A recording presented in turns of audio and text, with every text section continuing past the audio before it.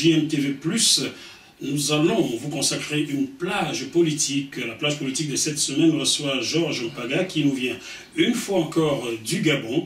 Oui, c'est l'effervescence au Gabon depuis plusieurs mois, 8 mois déjà. Georges Mpaga qui a été à la Cour internationale de justice de la Haye cette semaine vient nous faire une sorte de compte rendu, n'est-ce pas Georges Mpaga? Bonjour. Effectivement, je tiens à rectifier dans un premier temps, je n'étais pas à la Cour de justice de la Haye, plutôt à la Cour pénale internationale. Cour pénale internationale. À la Cour pénale internationale qui siège effectivement à la Haye, tout comme la Cour de justice internationale. Qu'est-ce que vous y êtes allé faire? Vous savez que le Gabon, depuis 8 mois, traverse une crise politique qui résulte du fait que M. Ali Bongo s'est accroché au pouvoir. Et le peuple gabonais a vécu le 27 août 2016 un coup de force électoral, consécutivement à l'organisation du scrutin du 27 août.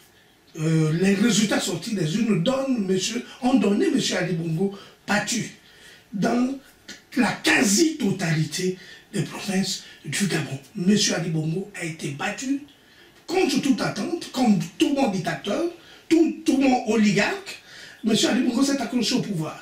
En s'accrochant au pouvoir, il a phagocyté les institutions en charge, si vous voulez, de l'organisation des élections. Donc la Cour constitutionnelle, en premier lieu, la Commission électorale autonome et permanente et le ministère de l'Intérieur. Il a inversé les résultats dans la province du Haut-Togo. Du Haut-Togo, oui, on a voté à 99%. À 99,93%. C'est quand même curieux, votre pays est un exemple, entre guillemets, pour le monde entier. Il y a une province où on peut voter à 99%. Ça veut dire que même des morts ont voté là-bas ou des bébés ont voté. Exactement. C'est surréaliste. C'est un score de type soviétique, c'est du jamais vu. Vous avez défié Sassou Nguesso, là. Voilà. Lui, c'était 98%. Mais vraiment, c'est du jamais vu. Et depuis lors, le pays est plongé dans une crise majeure. Une crise qui affecte tous les segments de la société. Aujourd'hui, tous les secteurs sont effectivement soumis à des mouvements de grève. L'éducation en grève, la douane, toute l'administration dans sa globalité, les entreprises licenciées, elles sont également en grève. La plupart des majeurs du pétrole, donc les principales compagnies du secteur extractif, notamment le pétrole, quittent le Gabon. Lesquelles par exemple? Il y a Shell qui a quitté le Gabon. Shell, c'est quel pays? Ça, c'est pas la Hollande? Oui, Shell, c'est une compagnie hollandaise. Il y a Total qui a cédé plus de 60% de ses actifs. Okay. Beaucoup d'autres sociétés sont en train de quitter le Gabon. Il y a plus de 30 000 chômeurs à Port-Gentil.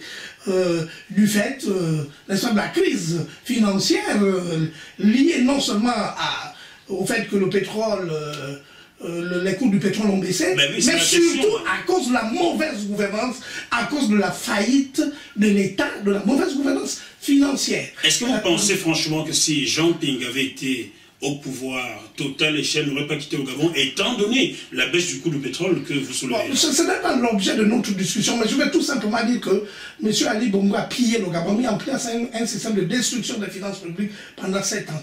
Comprenez que en 7 ans de gouvernement Ali Bongo, le Gabon a engrangé des ressources financières extrêmement considérables. Plus de 35 milliards de dollars ont été engrangés par le Gabon. Ensuite, M. Ali Bongo, en arrivant au pouvoir, ce qu'il faut connaître, il a trouvé une bonne santé financière parce que le Gabon avait déjà élagué son budget, sa dette extérieure, je veux dire. La dette extérieure du Gabon avait été déjà réglée par le vieux Omar Bongo. Il ne nous restait à peu près que 800 milliards de francs CFA à payer comme dette vis-à-vis des bailleurs de fonds internationaux. Cette dette s'élève à 4 000 milliards de francs CFA. Non seulement M. Ali Bongo, en termes de milliards de francs CFA, géré 22 000 milliards de francs CFA en 5 ans, mais il a endetté le pays, il a surendetté le pays à plus de 70%. Donc nous sommes dans une situation de catastrophe financière, dans une situation où le Gabon n'arrive plus à tenir ses engagements vis-à-vis de la communauté financière internationale, où le pays est en état de cessation de paiement. Donc c'est une faillite globale du pays qui résulte vraiment de l'incompétence d'un individu, de tout un système dirigé par Ali Bongo. Donc voilà un peu, c'est le premier résultat, c'est ce résultat, c'est cette faillite de l'État qui a fait en sorte que M. Ali Bongo soit sanctionné par les populations. Donc je reviens au débat principal, au but principal de notre vision. Donc la crise post-électorale est arrivée parce que M. Ali Bongo s'est accroché au pouvoir. Il a utilisé, là je passe au deuxième point, parce que là je parle du bilan humain. Il a utilisé la garde républicaine, il a utilisé les milices. Enfin, les milices. Il y a beaucoup de milices au Gabon. Ce sont des personnes qui sont encagoulées et qui sèment la terreur au Gabon, qui assassinent en toute impunité. Et comment savez-vous que c'est Mais ce sont des milices parce qu'elles ne sont pas identifiables, elles ne portent pas des insignes, etc. Ce sont des forces illégales qui ont pris d'assaut le 31 août 2016, le quartier général de Champigou se trouvait plus de 1500 personnes. C'est un crime contre l'humanité. Lorsque quelqu'un qui a perdu l'élection parce qu'une population refuse ce coup de force, la population se met dans la rue, et lui, qu'est-ce qu'il fait? Il instrumentalise les forces de défense et de sécurité afin que celles-là puissent commettre des atrocités. Donc, M. Ali Bongo, en tant que chef suprême des armées, est responsable de crimes graves contre l'humanité. C'est ce qui a valu, n'est-ce pas, des plaintes, le dépôt de plaintes, non seulement auprès de la Cour pénale internationale, mais également auprès des institutions onusiennes, au sein des institutions onusiennes, c'est-à-dire au commissariat des Nations Unies. Je vais vous couper, monsieur Paga.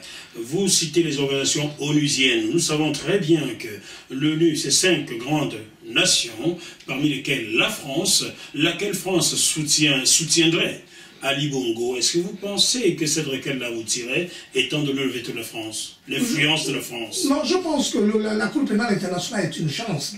C'est une opportunité pour la justice, pour la manifestation de la justice en faveur des pauvres, pour la lutte contre l'impunité au niveau international. Maintenant, il y a des influences politiques à gauche et à droite. Je pense que la Cour pénale internationale vient au Gabon, non seulement parce qu'Ali Bongo l'a voulu. C'est Ali Bongo qui est le premier plaignant. Ah bon? Mais il se rend compte que la Cour pénale ne fonctionne pas comme les juridictions francophones, les juridictions françaises, parce que la justice gabonaise est calquée sur celle de la France. Elle est, la Cour pénale internationale est une émanation de la justice anglo-saxonne. Ce sont les accusateurs qui apportent les preuves. Or, lui, en sollicitant le premier, n'est-ce pas, en vertu d'une enquête, se met vraiment un couteau sur le dos. Alors nous avons profité donc de cette ouverture, nous avons profité du fait que M. Ali Bongo est sollicité en premier pour nous lancer aussi dans la brèche. Dans la brèche, effectivement, nous avons réuni plus de 170 témoignages que nous avons transmis à travers notre avocat, Maître Emmanuel Atit, Maître Emmanuel Atit, qui est l'avocat également de la société civile, parce que c'est un expert en droit pénal international, c'est quelqu'un qui a de la compétence, qui est reconnu comme l'un des meilleurs avocats au niveau international. Donc nous l'avons sollicité, et avec lui nous avons travaillé pendant 3 mois à réunir un ensemble de preuves accablantes. Des preuves qui démontrent clairement que M. Ali Bongo a planifié, personnellement supervisé la répression. Vous savez que lors de l'assaut du quartier général de Jean-Pic, M. Ali Bongo était au quartier général. C'est ce qu'il m'a été dit cette semaine par Enrique Mabundu. Il était au QG crise, qu'est-ce qu'on appelle au PC crise au Gros Bouquet, à quelques encablures, n'est-ce pas, à 10 minutes par voiture du quartier général de Champigny. C'est à partir de là que M. Ali Bongo a planifié, a supervisé. Et il est même venu sur le terrain voir comment la répression est terminée. Vous allez me confirmer cela. Il a été dit cette semaine, lors d'une conférence de presse donnée par Enrique Mabundu, qui a été interpellé, qui a fait de la prison. et bien d'autres personnes, il a été dit que M. Ali Bongo est venu avec sa garde jusqu'au niveau du pont des charbonnages, que je connais bien, en face de ABC Mall, en face à 100 mètres du domicile de Jean Ping. Est-ce que vous confirmez ça? Je confirme que M. Ali Bongo est, si vous voulez, l'organisateur, le planificateur. A-t-il été en face? Mais il a été, beaucoup de témoignages convergent vers cette réalité, vers cette certitude. Y a-t-il des photos qui étaient? Il n'existe pas de photos, mais il y a des allégations, des informations. C'est pourquoi nous réclamons l'ouverture d'une enquête internationale qui va toucher toute la chaîne de commandement. Parce qu'il faut regarder, il faut superviser, il faut surveiller, il faut interroger tous ceux qui ont contribué, toutes les équipes qui ont, les différentes forces de sécurité et de défense qui ont été déployées sur le terrain. C'est cette chaîne de commandement qui va falloir, qui va nous permettre de déterminer. Il y a beaucoup de langues qui se délient. Il y a des colonels de la garde présidentielle qui ont fait des témoignages dans les journaux sur les atrocités, l'existence de charniers. Un charnier a été découvert le 15 janvier à Libreville, contenant plus de 50 corps. Qui a tué ces personnes? Il y a eu des assassinats à la prison centrale de Libreville. Entre 10 et 25 personnes ont été assassinées. Où sont allés ces corps? Donc il y a eu des atrocités à gauche et à droite à Libreville. Combien de personnes ont été criblées de balles au quartier général de Jean-Ping? Moi-même j'ai suivi cet événement parce que les forces de défense et de sécurité m'ont pris en otage pendant 2 jours avec les principaux leaders de l'opposition. J'ai vécu, puisque j'ai facilité en tant que défenseur des droits de l'homme le déploiement de la Croix-Rouge internationale. J'ai facilité le fait que la Croix-Rouge internationale puisse, dans un climat de manifestation, d'insurrection généralisée, les routes étaient barrées, j'ai facilité, j'ai permis à la Croix-Rouge, n'est-ce pas, d'intervenir et de prendre les blessés. Lorsque nous sommes libérés, n'est-ce pas, le 2 septembre,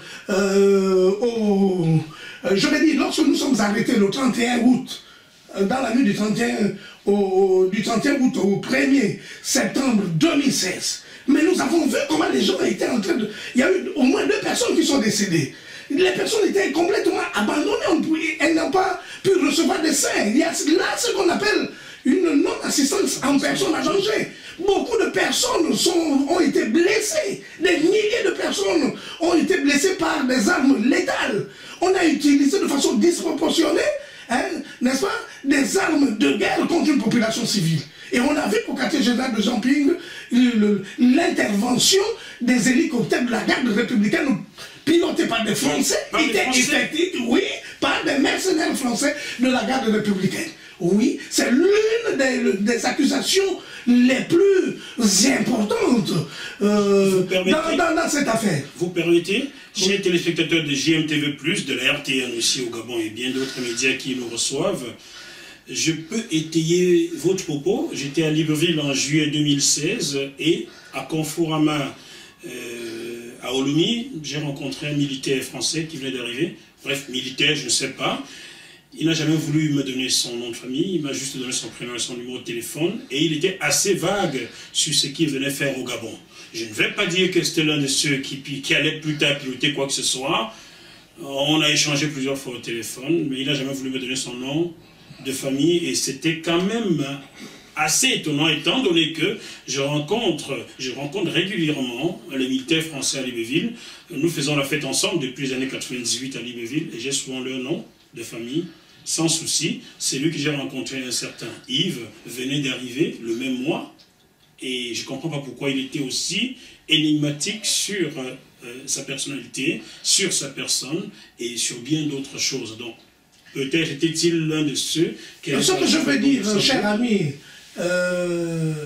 chers compatriotes africains, ce que je veux dire, c'est qu'en allant à la Cour pénale internationale, nous faisons confiance à la justice internationale. Parce que notre objectif, c'est que la manifestation de la vérité se fasse au Gabon. Il y a eu des crimes contre l'humanité, il y a des familles qui sont aujourd'hui endeuillées, de façon physique, de façon matérielle, selon nos investigations, nos études, nous avons recueilli 31 victimes, nous avons les noms, de façon nominative, avec des attestations des familles.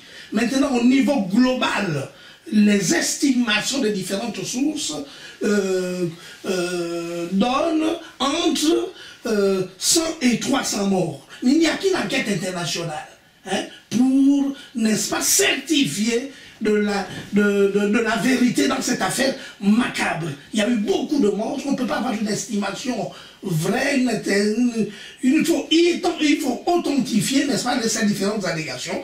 Nous avons demandé que les Nations Unies arrivent, au titre des procédures spéciales, notamment la procédure relative à l'utilisation des mercenaires, nous l'avons sollicité, mais celle qui a été mise en exergue, c'est celle qui concerne les exécutions extrajudiciaires. Nous avons écrit au procureur, au rapporteur spécial des Nations Unies sur les exécutions extrajudiciaires depuis 2 mois.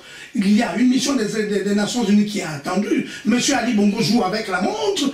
Il y a des risques potentiellement élevés de disparition des preuves. C'est pourquoi nous avons mis l'accent, n'est-ce pas, sur la Cour pénale internationale qui a une compétence assez vaste en ce qui concerne les crimes contre l'humanité au titre du statut de Rome. Donc la Cour nous a reçus et nous sommes allés faire une pression importante auprès de la CPI pour dire à la CPI qu'il faut venir rapidement au Gabon.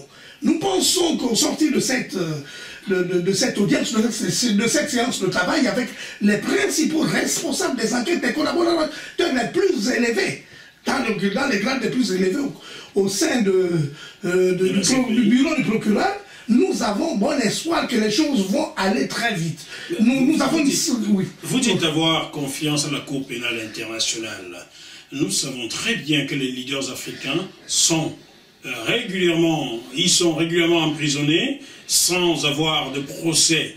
Juste lorsqu'on regarde le cas de Laurent Gbagbo, qui est seul enfermé alors que les deux camps ont combattu. On se pose la question, pourquoi l'un est président de Côte d'Ivoire et l'autre est enfermé? Est-ce que vous ne risquez pas là de vous retrouver dans le même cas du moment où les grandes puissances qui ont des intérêts colossaux chez vous iront soutenir un tel? Non, moi je pense que le cas de la Côte d'Ivoire n'est pas celui du Gabon. Celui du Gabon est clair. La communauté internationale suit cette élection à travers l'Union européenne. L'Union européenne a fait un constat, un rapport qui montre clairement qu'Ali Bongo est perdant de cette élection. Il y a eu des enquêtes de la société civile qui ont été menées, qui démontrent que M. Ali Bongo a utilisé des mercenaires, a utilisé l'armée, a instrumentalisé l'armée, a phagocyté l'armée, a corrompu l'armée pour commettre des atrocités contre une population civile. Nous sommes là dans le cas spécifique, dans les cas spécifiques traités par la CPI. Nous pensons que il y a certes la Cour pénale internationale a certaines faiblesses en ce qui concerne les Occidentaux, mais il y a beaucoup de problèmes en Afrique centrale. La plupart des chefs d'État s'accrochent au pouvoir en massacrant leur propre population. Et c'est ce qui s'est passé au Gabon. C'est ce qui s'est passé. Nous luttons contre l'impunité. Ali Bongo a fait assassiner des gens. Il a perdu une élection, il a refusé de reconnaître le résultat de cette élection. Il s'est imposé par la force pour maintenir l'oligarchie de sa famille au pouvoir. Donc, nous rejetons toute forme d'allégation en ce qui concerne le Gabon. On va dépasser nous rejetons clairement. Ali Bongo doit être poursuivi par la Cour pénale internationale. Il a organisé des massacres contre une population civile non armée. Et nous pensons que M. Ali Bongo, comment dirais-je, son cas répond parfaitement vous comprenez, M. Georges Paga, on va dépassionner cela. Au statut de Rome. On va dépassionner tout cela. Ma prochaine question est celle-ci.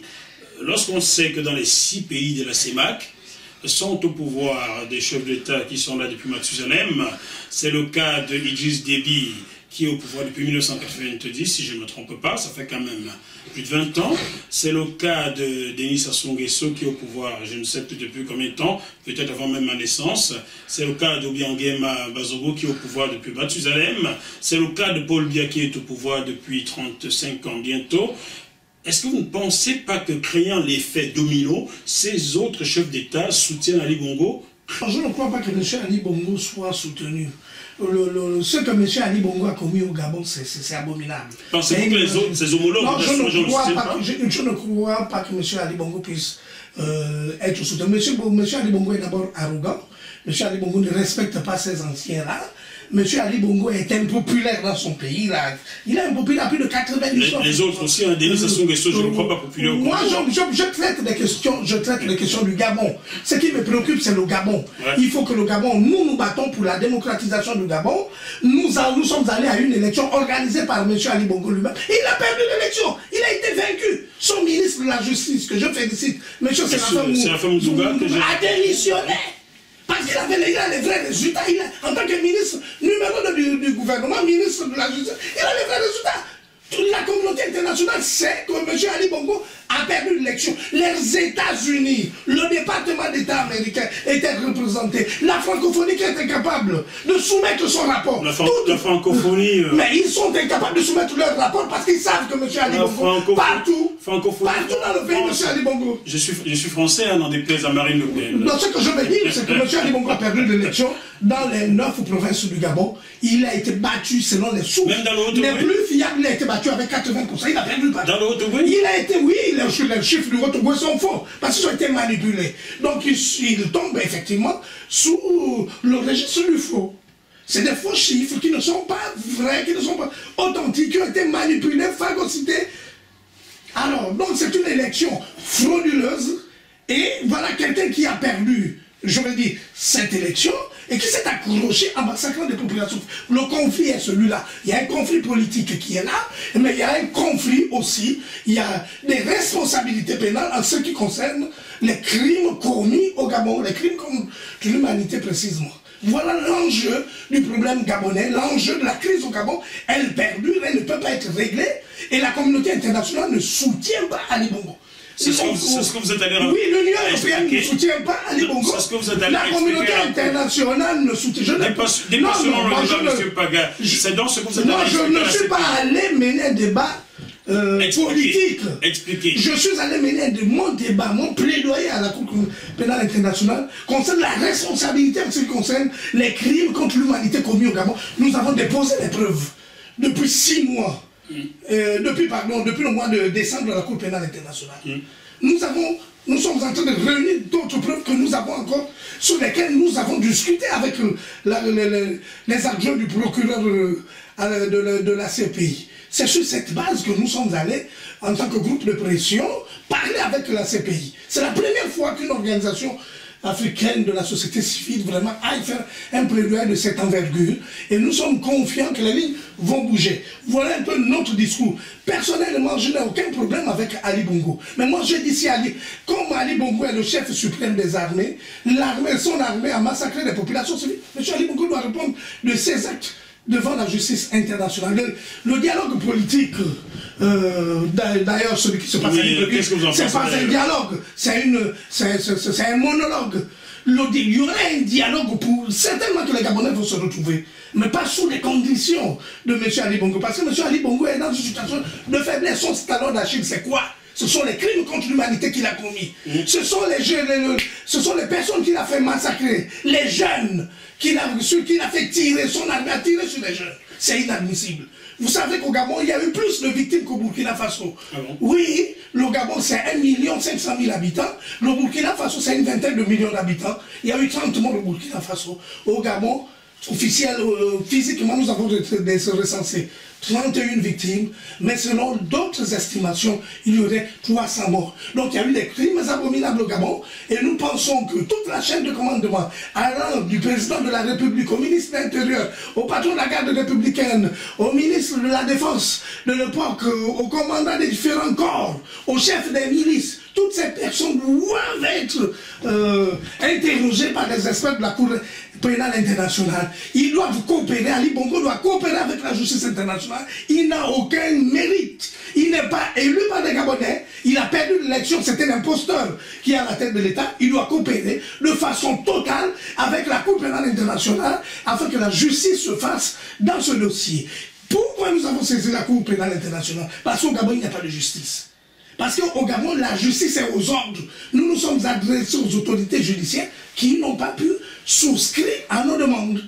Et de plus, le ministre de la Justice s'entend que la situation du pays sentant que l'imposture s'installait au niveau de l'État, que M. Ali Bongo était rentré dans l'illégalité, en s'accrochant pour le ministre de la Justice, c'est laver les mains. Donc nous félicitons vraiment cet acte. Nous pensons que M. Ali Bongo représente un régime oligarchique, un régime criminel. M. Ali Bongo a entrepris de s'accrocher au pouvoir en massacrant des populations civiles. De ce fait, au vu du statut de Rome, au vu des instruments juridiques internationaux relativement à la Cour pénale internationale, puisse répondre de façon effective de ces actes devant cette juridiction de dimension mondiale. Vous l'avez dit, le temps qui vous est imparti est court, tire à sa fin. Dites-moi, vous repartez au Gabon dans 24 heures. Mais je ne parle au Gabon, c'est mon pays, je ne parle au Gabon, mon destin. Ne criez-vous pas. Je n'ai pas peur de M. Ali Bongo, mon destin au Gabon. M. Ali Bongo, moi, nous avons un débat. Le débat est juridique.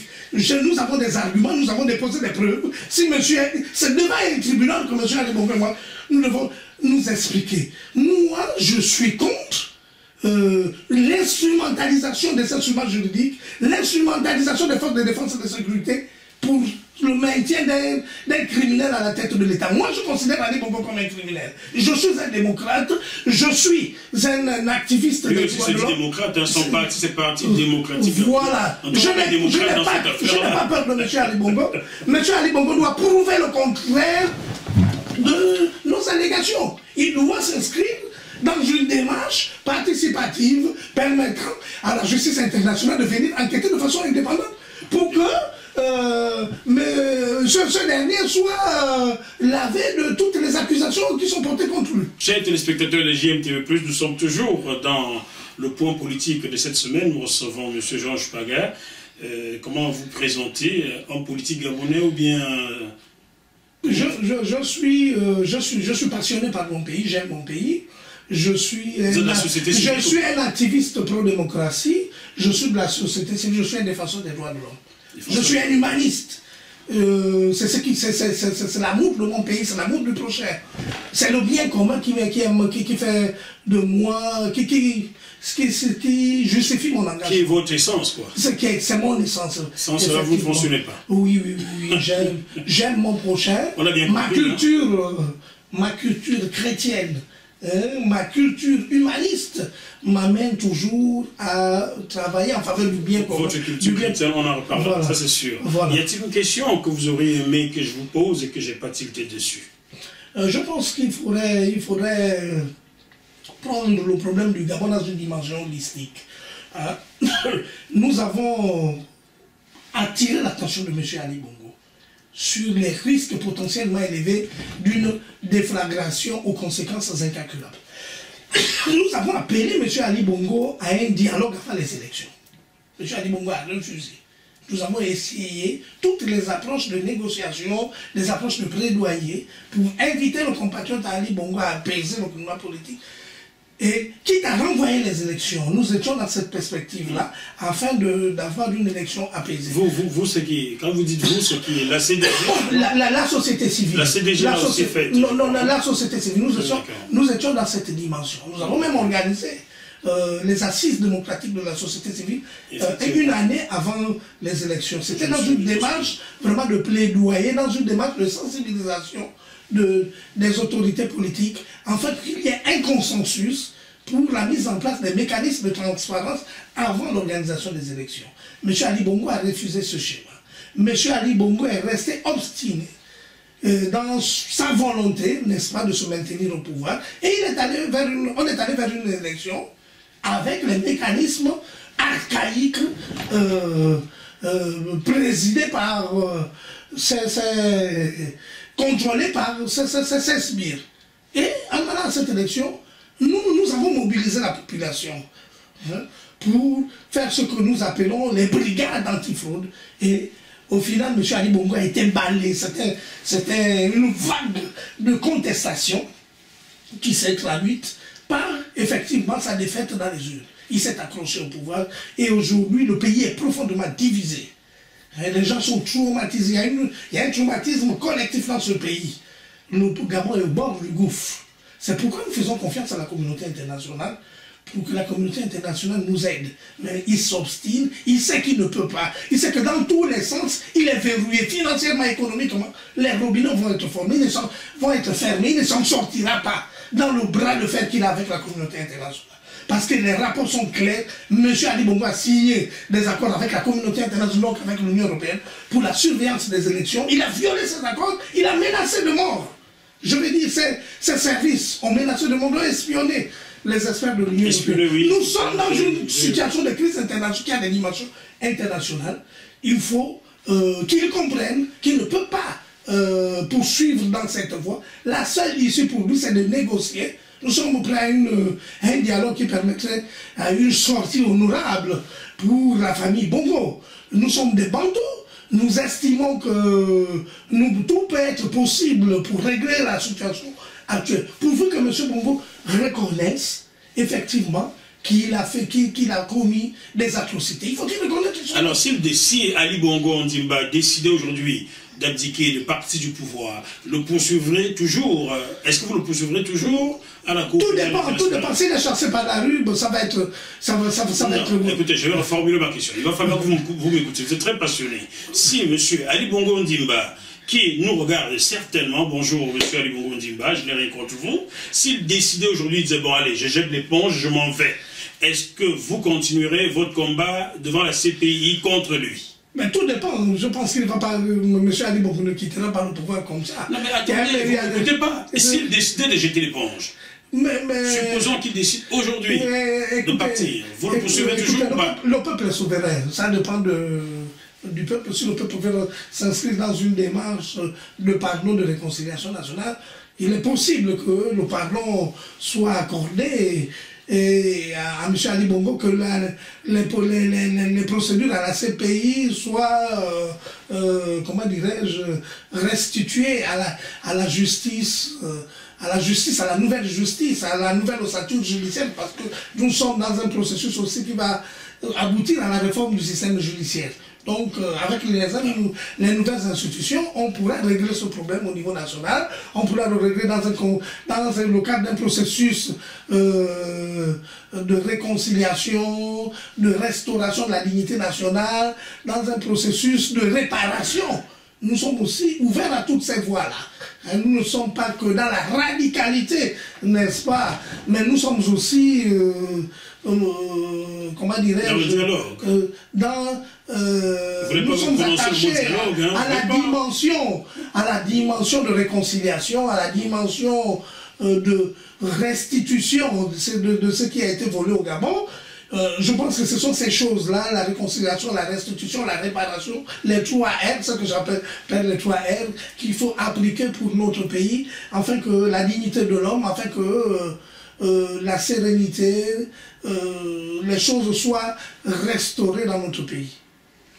Monsieur Georges Paga, c'était votre dernière phrase. Chers téléspectateurs de JMTV+, et ses partenaires, nous vous remercions pour votre attention et vous donnons rendez-vous la semaine prochaine pour notre point politique. D'ici à là, gardez quand même la banane, même ceux qui souffrent au Gabon, gardez la banane. Au revoir. Au revoir, monsieur Georges Paga. Merci. Tout le plaisir a été pour moi d'être à votre émission. Revenez quand vous voulez et sachez, vous qui nous regardez, même ceux du camp Ali Bongo, vous avez le droit de venir sur le plateau de JMTV+, vous exprimer. Ce plateau, ce média est celui de ceux à qui on ne donne pas la parole, comme disait le chanteur rappeur Valsero, JMTV+, la voix des sans-voix. Bonsoir.